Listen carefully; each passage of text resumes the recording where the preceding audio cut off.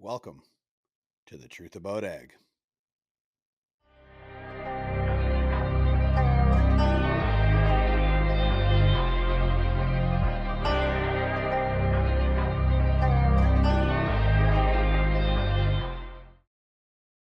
Welcome to the Truth About Ag podcast. I am your host, Evan Shout. I am flying solo today because Christian seemed to find work when I thought I had him booked.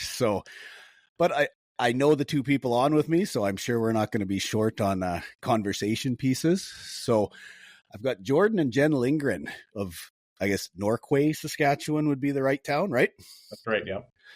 So I guess start off, give me a little bit about the farm just for viewership of what you guys do and how long you've been doing it. So it's my original family farm. I'm fourth generation on the farm here, and Jennifer and our family have kind of taken the reins and are running the operation here in Norquay.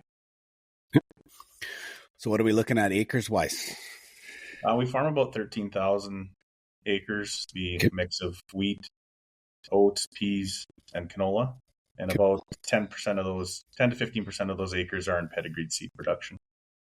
And I know you guys live in that beautiful golden dirt area, so the place that we all wish the donkey had died, as Dean Klippenstein would say.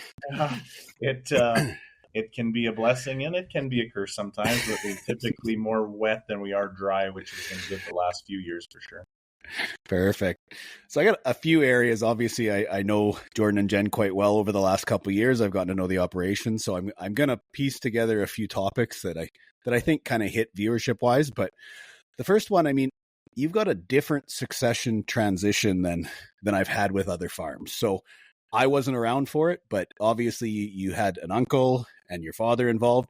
So just give us the play-by-play, because obviously in agriculture, succession is not exactly the easiest topic. And you guys seem to have gone through it and come out the other side quite well, because I mean, everything's family oriented. So I'm assuming it went well, even if there was some hiccups along the way. So give me that story, I guess.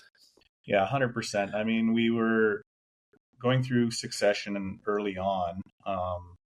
I knew that I wanted to farm, and Jen has always wanted to, she's lived on a farm, grew up on a farm, and wanted to be a farmer her whole life too. So when we moved back here, my dad and my uncle, which is actually my mom's brother, so it's a bit of a different dynamic there. They've farmed together, their whole lives as well, just about.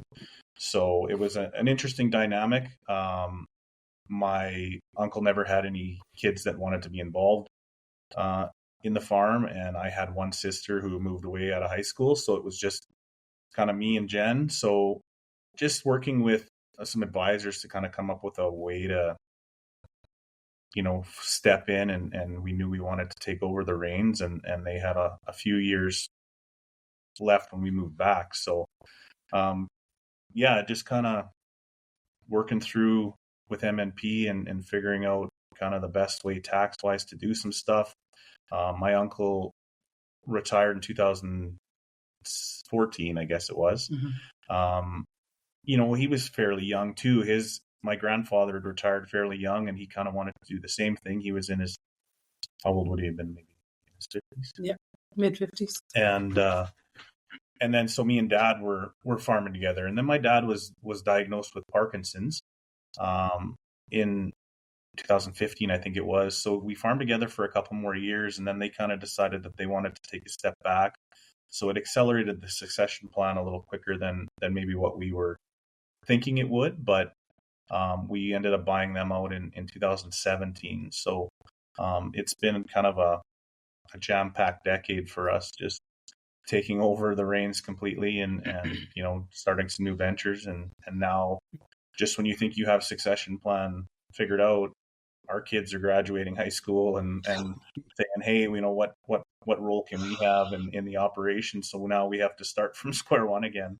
And we do live in the same yard as Jordan's parents and continue to do so, which I know has been a point of interest for a lot of other farm wives or dynamics. Yeah, I was gonna go there if you weren't. So I actually get along very well with his mom, which is a different dynamic. I know we've spoke about it before. She's come and spoke at a few engagements with me about how that we manage our relationship together, because it can be challenging with a strong-willed person as myself coming into the farm that wanted to be involved when his mom and auntie weren't really involved in the farm everyday thing. So that was a new dynamic also that came into play. So we just pile it up to communication. We talk about uncomfortable things and comfortable things, and coffee and glasses of wine at the end of the day with your mother-in-law are usually a good help. So for those listening, just to give them an idea, which one of you is the extrovert? No. Yeah. Yeah. Yeah.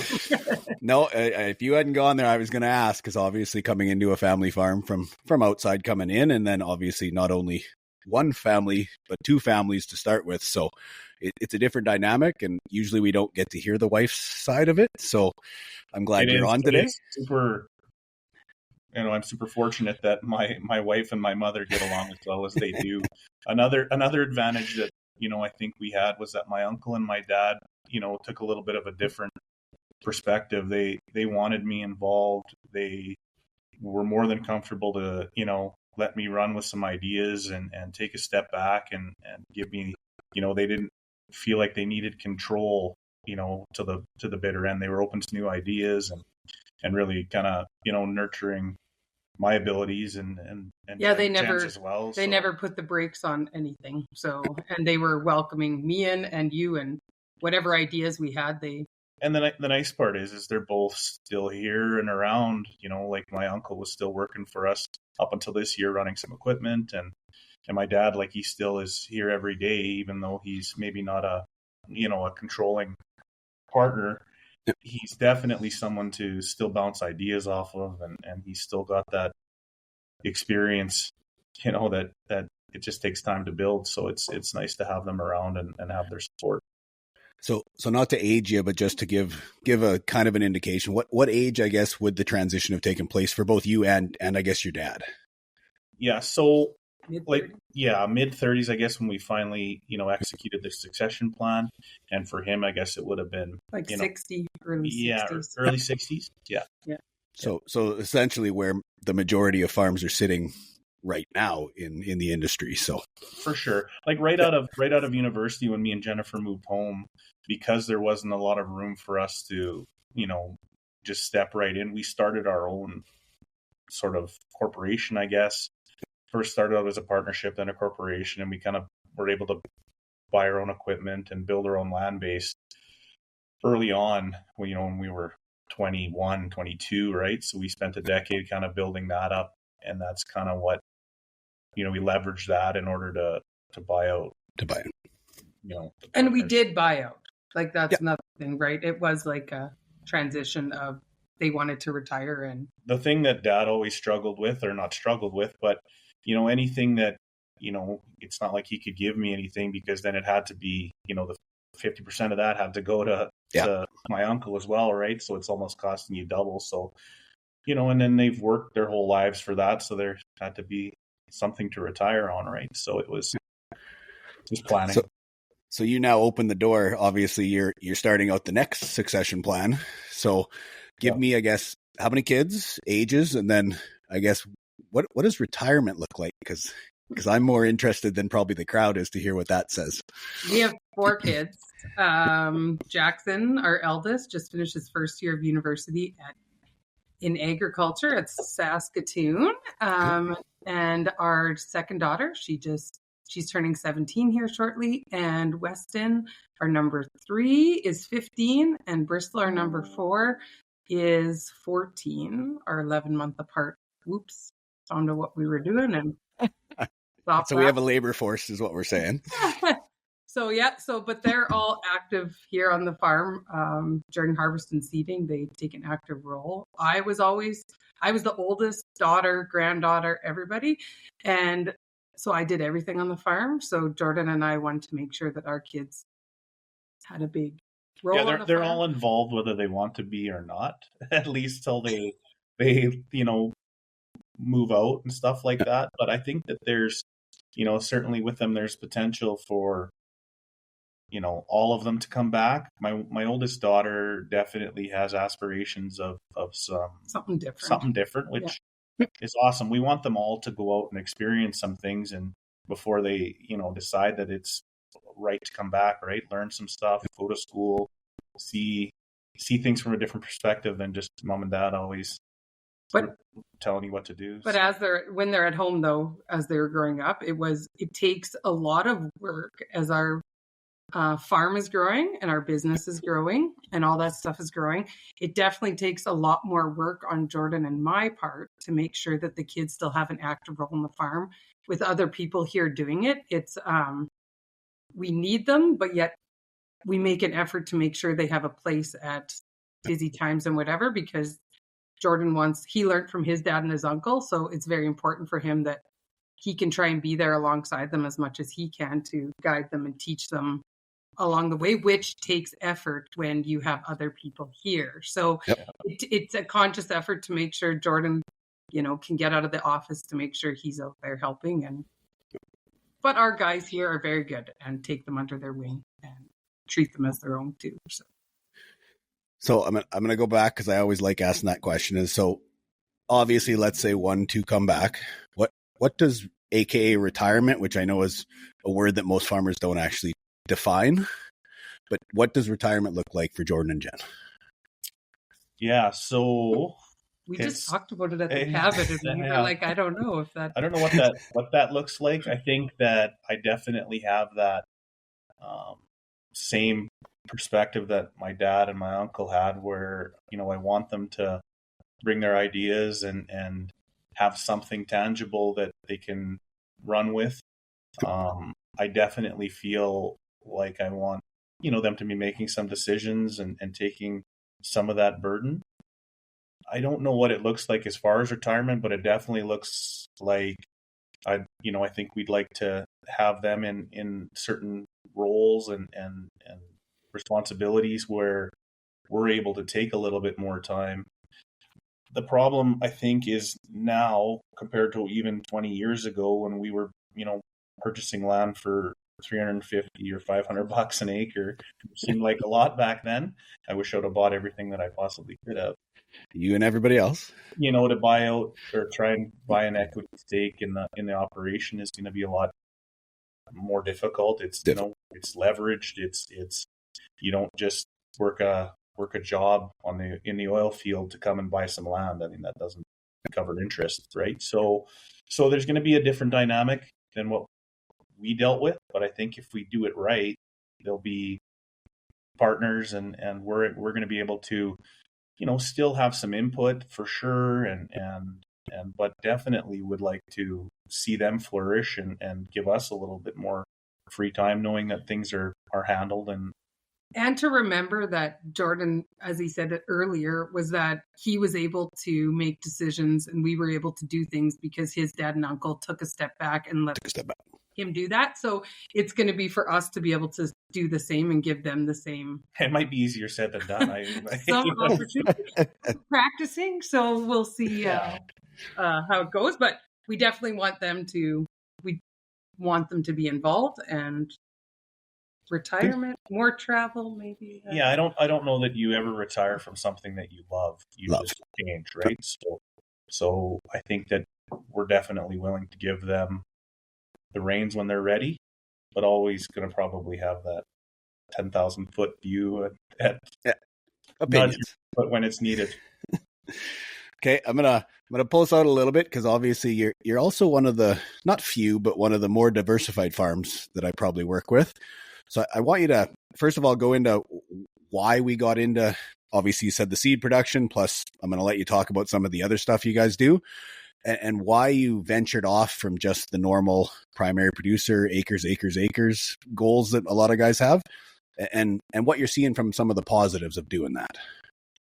Yeah, so we live in an extremely competitive area, but I'm not saying it's different than anywhere else, but just it became clear that if we were going to be competitive, we weren't going to maybe be able to do it just solely based on commercial grain production, and having enough for everybody to go around. If our 4 kids decided that they wanted to come back with their families, to sustain everybody, right? And how, make sure that there was something that we could, live off of when we decided to take a step back. We felt like we needed to do some different things, or at least try some different avenues to try and value add. So we bought a neighboring pedigreed seed farm in 2018, and that was a new experience for us. And certainly some hoops to jump through, some red tape, some learning, a lot of learning. One of the biggest things was that the previous employee with that operation, who had been there for 25 years, kind of came with a deal which was pivotal, because it's not that I wanted to clean seed or learn how to run a seed plant or do any of those things. It just was a way to, try and value add or see if that would work. And then opening up the canola seed and crop protection retail here in the last year just kind of came from the pedigreed seed operation, treating seed, and then, one of our local independent retailers that we dealt with sort of took a step back and just focused on nutrition only. So there was sort of a gap that needed to be filled here. And so we were actually approached to maybe, take the reins there. And we took it, knowing that we wanted to kind of ease our way in, because I know if you can have too many irons in the fire, sometimes you're robbing Peter to pay Paul, and some things can get missed. So we've taken a slow approach to the retail side of the business. We see a lot of potential there. Just partnering, especially with the pedigreed seed operation plus the farm, it kind of creates a different dynamic that gives us some opportunities, I think, that are going to be advantageous. And it's just trying to value add somehow so we can be competitive when those, when the land prices are what they're at and crop prices are what they're at. It makes it a lot more difficult. So. No, and that's what I was looking for, because honestly, I'm getting to, as you said, most areas are getting to those prices where guys are starting to look in other avenues. Mm-hmm. And you guys, whether we call it ahead of the curve or what we want to call it, you did it before a lot have done it. So whether luck or whether skill, I'll give you the skill part, but it's definitely a way. That's for sure. Yeah. Okay. Now I'm gonna pick your wife's brain for a bit now, because so public. Go ahead. Buckle up. Yeah. So public relations. So not only being one of the diversified farms I work with, you're also one of the more, let's call it, in the media farms that I work with, and there's lots of farms that I have that don't want to do it, and that's great. But you've kind of, over the last 3 to 5 years, you've kind of jumped in and with both feet. And so give me, I guess, what you see from the social media and all that side of the business and the marketing side. What's been good, what hasn't been good, and why did you do it to start? Because there's a lot that haven't done it and don't see the value. And I think there's an immense value, obviously, from our standpoint, but I want somebody else to validate that for me. So I would say that we didn't really have a big fork in that fire until after we had run the Outstanding Young Farmer for Saskatchewan. And that definitely catapulted us into being more in the public eye, and which was new to both of us. So with winning the Saskatchewan Outstanding Young Farmer and becoming part of the Canadian Outstanding Young Farmer, we had a lot of opportunities for speaking engagements and talking about our farm and what we're doing, and definitely put us not vulnerable, but put us more transparent, I guess, to everybody to tell our story and what we're doing and why we're proud of what we're doing. So that definitely was the start of it. Social media and stuff has been interesting and new. We are finding that the more peer groups we're a part of and the more people we talk within the industry across Canada, for example, building public trust is a huge thing. And people want to know what we're doing and why we're doing it and if it's safe and if they should trust us. So by allowing our farm and us to be transparent and open, I hope that's something that we're doing. We host a food farm, which definitely is another thing where we partnered at first with Egg in the Classroom and bringing 120 to 150 kids twice a year to our farm, just exposing them to agriculture, to what we're doing, why it's safe, how to grow plants, etc. And I feel that, I guess we've gotten a lot of traction there as well. But it's just sharing what we love. But I guess with social media, I guess what else I could say is that it's a lot of work, and it's a lot to put yourself out there and to constantly be doing it. Like, you need to have a lot of videos and that kind of stuff. And we aren't bloggers. Like, we're not really like, we don't hold a camera and talk much about what we're doing. But if you come and ask us, we'll come and chat away. So it's finding our niche, but still staying true to who we are, I think, is our biggest thing.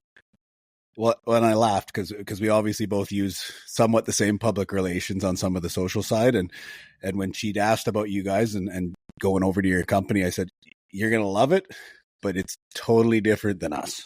And the reason I said that is because for us it was business, and if I go on your social, it's family, and I mean that's awesome.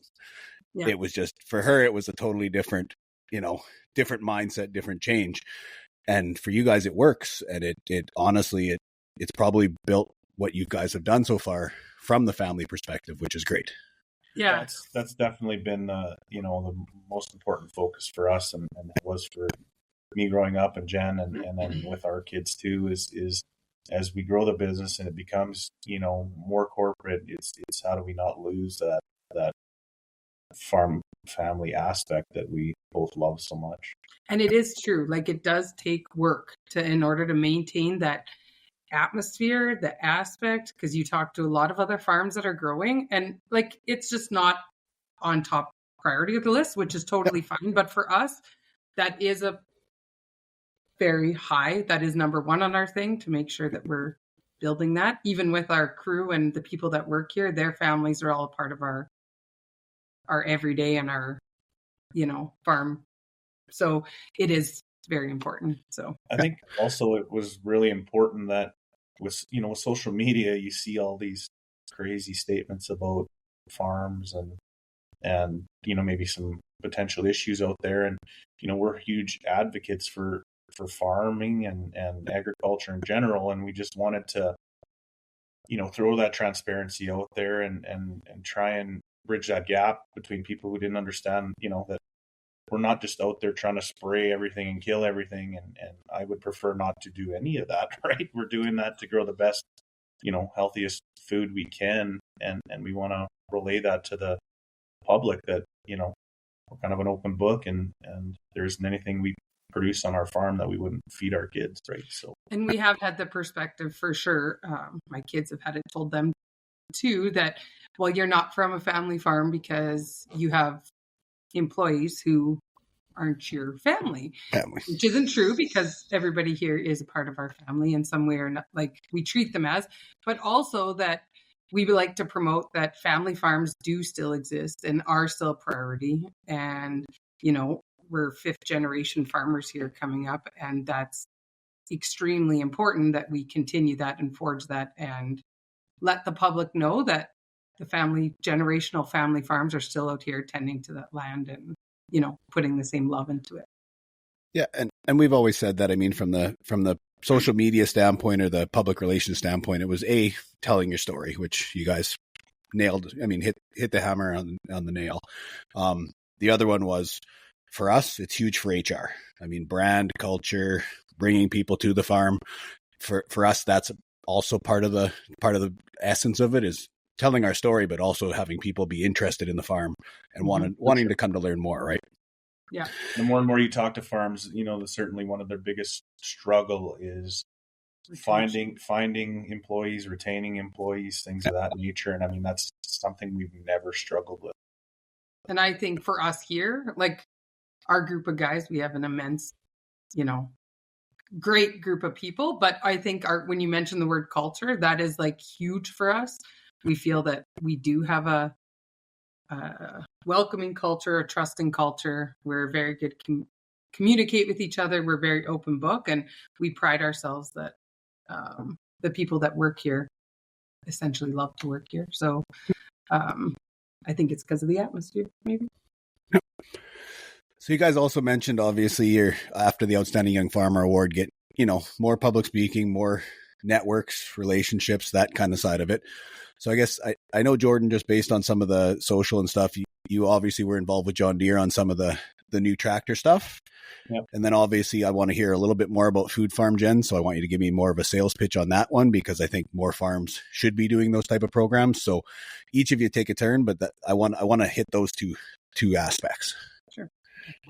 Yeah. So like being involved with, say, getting an opportunity to work with John Deere on developing a new 4-wheel drive tractor, things like that. Like those opportunities are just amazing. You get to start at ground level. You get to see things that no one gets to see. They take you down there. They really put a lot of R&D into these things, and starting from nothing and then building it virtually and then having a prototype, and just to experience that was amazing. And if guys have an opportunity, I would certainly recommend, no matter what color the equipment is, that you take advantage of that, because they seriously take a farmer's input and try and implement it into the next series or model that they're doing. Right? It's not just about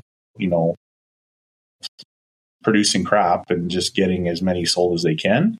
I mean, obviously the bottom line is the bottom line, but they are taking suggestions from a group of farmers and then going through the whole entire process with you, refining it, and then rolling out a finished product. And you just go, wow, like just involved with that. And it's just an amazing experience. And you got to network with people across.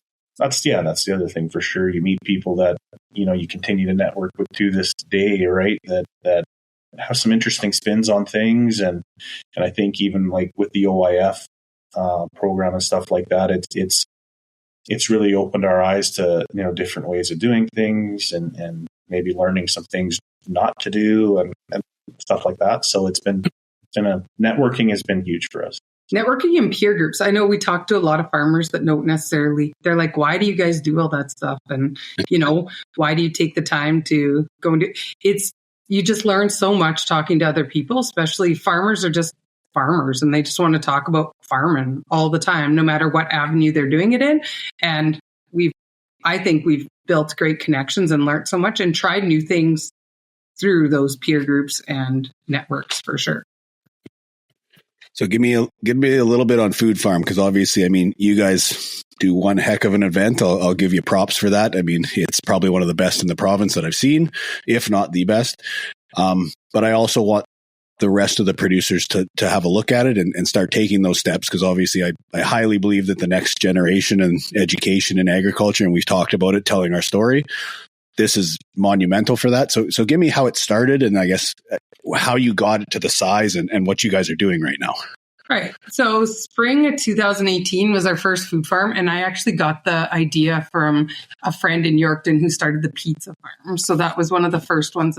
That's where Food Farm started, was they did a pizza farm in Yorkton, and it just kind of went from there.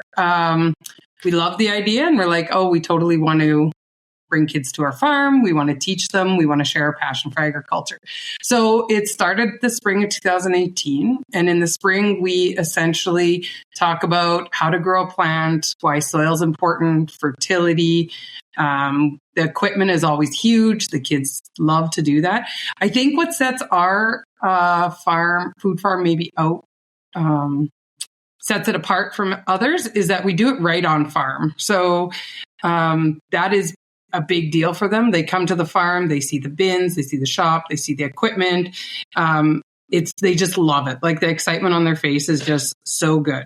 So I think it definitely feeds us every year to keep going. And then in the fall, they come back, and that's like your end product. So we'll have planted vegetables and planters. They'll pull those plants, we'll juice them, they'll get to eat them. We'll grind wheat, and then they make flour, which essentially then we fry up some pancakes for them, or cookies, or whatever it is, etc. We press some oil from the canola, so they really get to see where their food comes from, which is super duper important. And even though we live in a rural community, it is eye-opening and shocking how many kids and families who live right here have no idea. No idea. And a lot of even the teachers, like, they are excited to come because they say they learn so much. And, we're not afraid to talk about GMOs. We're not afraid to talk about why we spray our fields and the benefits.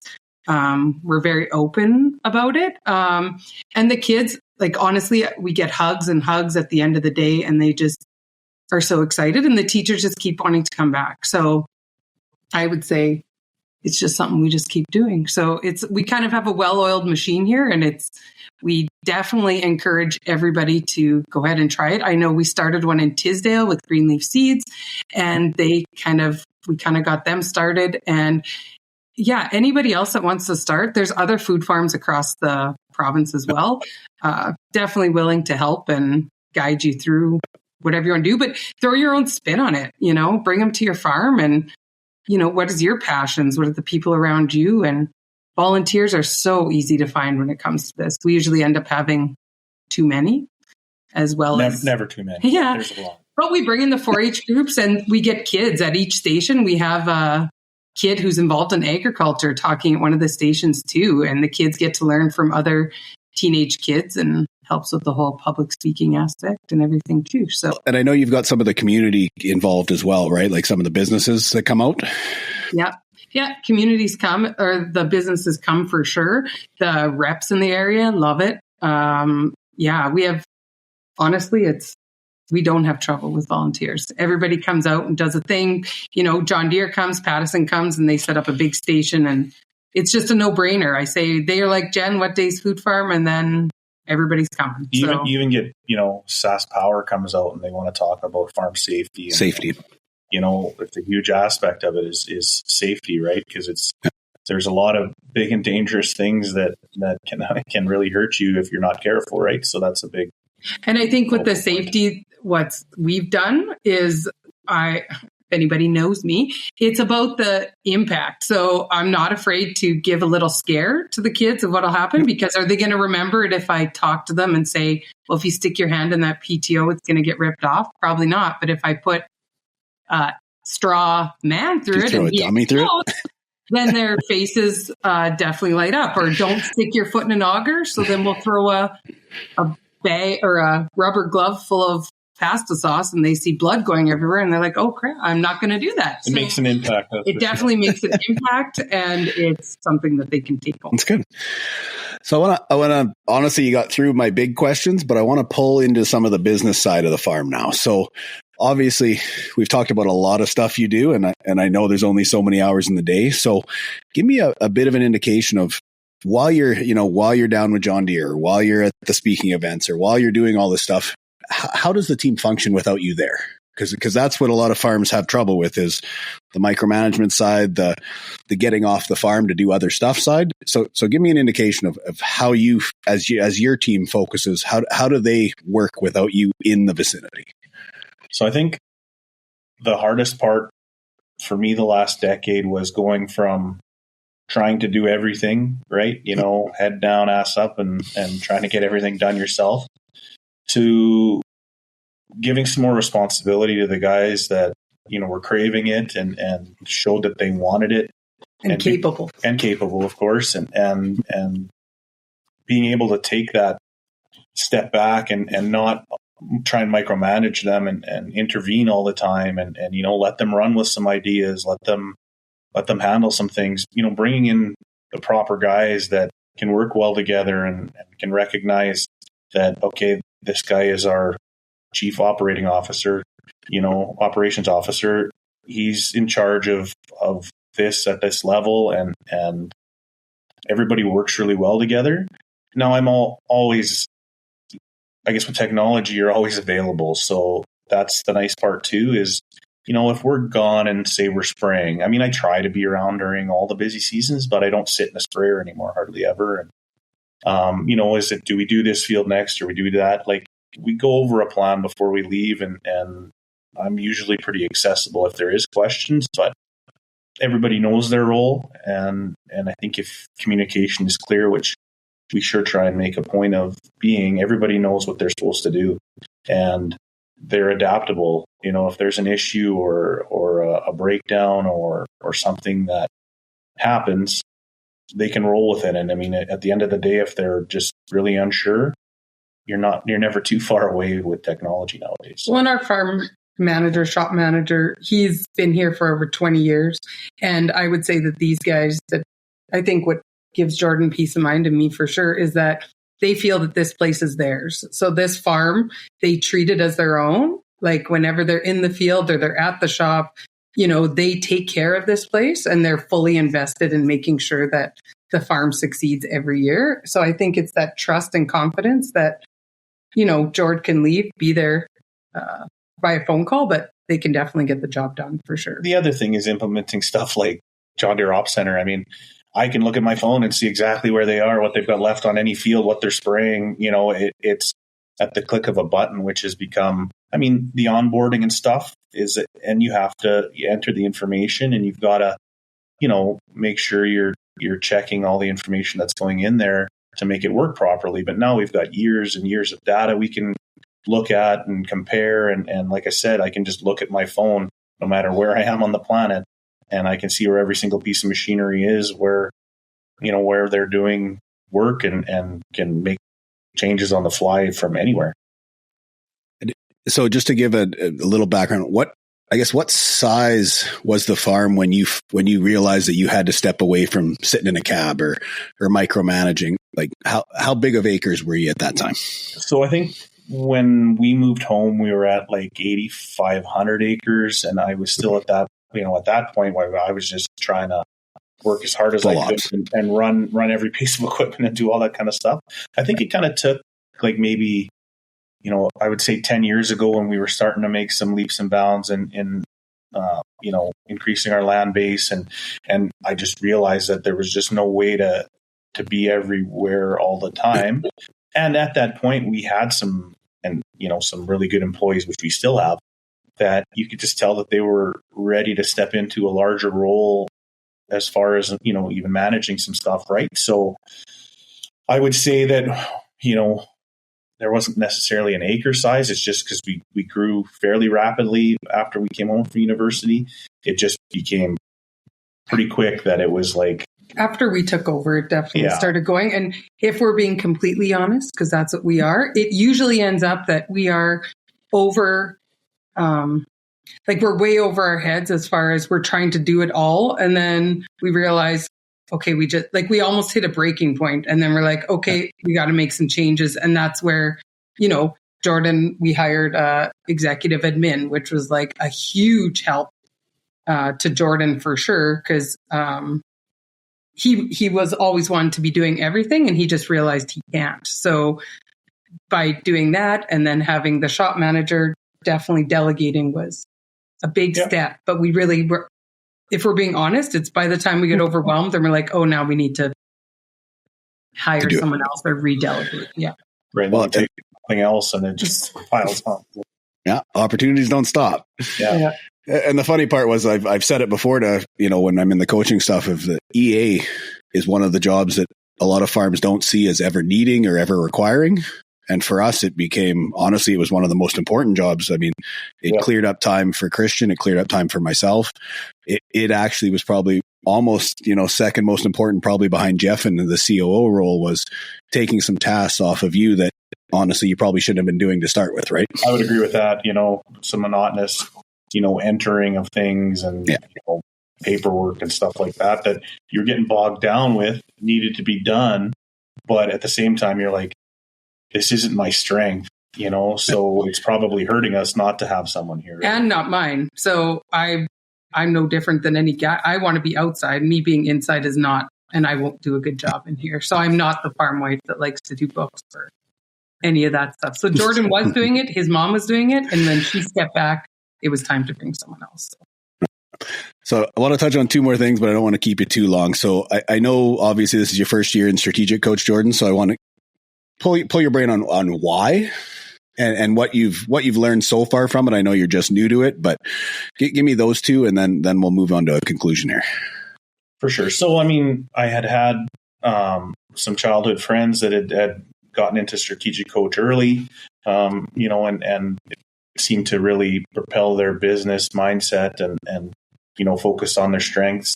Then as we, entered into some of these peer groups, there were some people in the ag space that that were doing it as well. And it was just one of those things that I wanted to see if there, was some value there to kind of, push through maybe, I guess I call it the ceiling of complexity or whatever, where we're just, you're wondering how you can further your business, right? Or strengths that you have.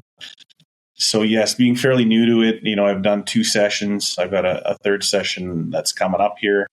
So far it's been, trying to balance time and find a way to balance free days, work days, and I still haven't figured that out, but I think that's going to be an ongoing process.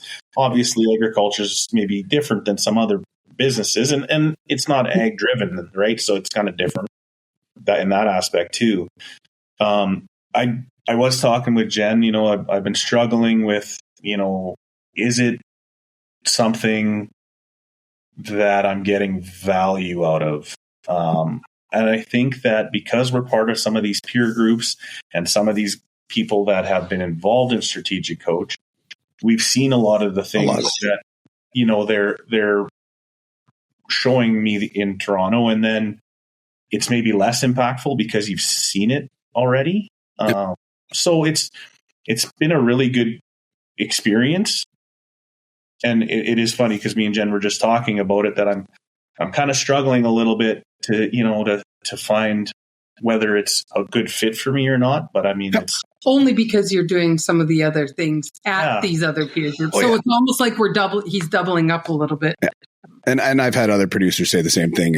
I know a couple others that were in the program and out of it for that reason, was that in some of these networks they're encompassed in those discussions already, right? Exactly. You're doing the work and you're seeing the stuff already, and it's definitely in your peer groups. It's geared towards agriculture, so it's advantageous that way. Whereas in Toronto, you're with everybody from around the world in all different aspects, and I am the only farmer in my group, and so that's good though, because you want to be outside the comfort. Yes, that's right. Outside your comfort, right, level. I think it would just have had more of an impact if I hadn't, be doing all seen a lot of things already, right? Okay, so two remaining. So first of all, I want you to look into the camera and tell the story of ag to those people on here that maybe aren't primary producers, and what you would want them to take from this, of why agriculture is what it is, and why we're fighting for it, whether it's policy, whatever we're doing right now. Well, there's a big statement. Yeah. Going deep. Yep, for that one. I would say that agriculture is important. We are trying, like Jordan had said before, everything that we grow and produce is the same thing we would serve our family, and we would never do anything unsafe or harmful to anybody else, and that we're definitely trying to leave the land better than we started. Farmers are so passionate about what they do. Like, our favorite time of year in the spring is when the soil is turned and you get that wonderful smell. Like, that is farmers, and that's what we love to do. And know that every time you buy a loaf of bread, that grain was grown by a farmer who really, really cared about what they were producing. We just went for a drive yesterday to look at our land and see the crops, and the smile on Jordan's face and our face as we're walking around. It's like your baby's growing, and it's going to be okay, and you're tending to it. And so we're just working hard every day to do our very best, I feel. And I think, I don't know if that was the answer, but that's what I feel. I think from my perspective, you grew up in the dirt, in the machinery, and watching crops grow. Farming is not for the faint of heart. You have to love it, because it's heartbreaking when you've got everything, your heart and soul, into growing this crop, and then Mother Nature decides that she's not going to cooperate, right? And that, if you can't see or find the good in it at those points, or find the people to lean on in those moments, it'll break you. Farming is not a job. It's a lifestyle. It's everything, right? Sure. You never, you're all in. So I think it's just important that people realize that every single decision that we make on this operation is one that's not taken lightly, and we don't just blanket things in products and things that just for the sake of doing. We've got to have a sharp pencil. We don't want to be doing any applying of anything that isn't needed in order to nurture that crop to be the best that it can be at the end of the day. We had someone just tell us that they were working at a new egg place or whatever, and they're like, I didn't realize farmers were so smart. Like they have to, it's a lot of business and it's a lot of heart and it's a lot of, and Jordan comes in like regularly saying, it's okay if everything fails, at least I got my family and everything kind of ready. But yeah, for sure. It's not just pitchforks and overalls anymore is what you're saying? No. That's the farthest thing from it too, is the other, that's what people view farming as it. And it's more business than it's ever been. And that's just our struggle, is to maintain, that livelihood and that passion, because if you don't have that, you won't make it. That's good. So before I leave, anything you want to push out or market while you're on here? I mean, I know you got the seed business. I know you got the retail. So this is your 30 seconds. Go, Jen. See, this is where we struggle, because we're just like, hey, this is who we are. And, chat with us, come and hang out with us. This is where we're. Yeah. I think we sell ourselves, just the story and our family, our operation.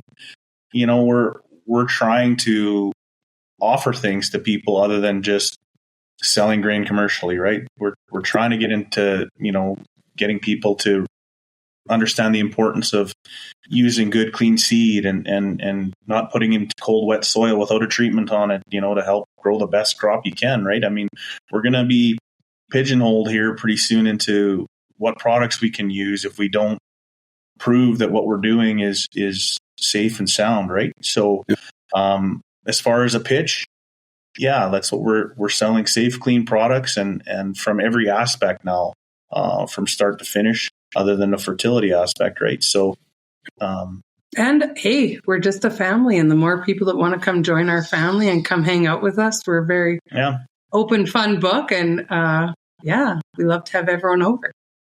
It's good. So then, make sure you hit the like button, share, subscribe, comment, and that's the Truth About Ag. Thanks for joining us. The Truth About Ag podcast is a proud member of the Hebert Group, which includes Hebert Grain Ventures, Maverick Ag, and Farmer Coach. We appreciate the support.